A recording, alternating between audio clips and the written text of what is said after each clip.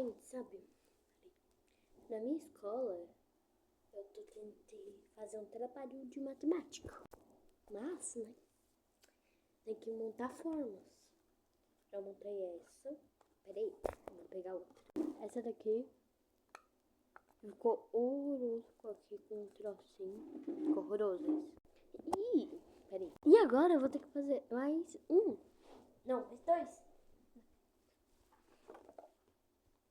É uma bola de futebol. Como eu vou montar isso? Esse aqui é fácil. Esse aqui eu sei. Mas isso, mano. Olha isso.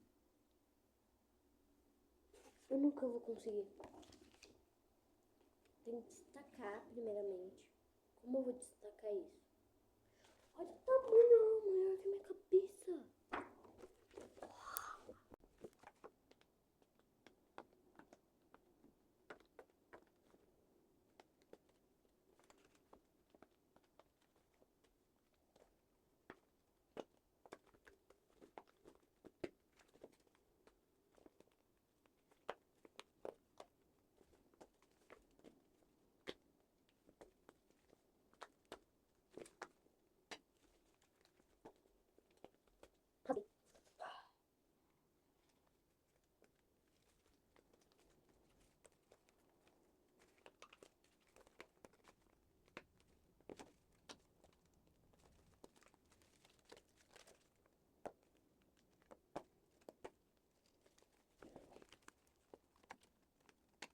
Fazer de novo.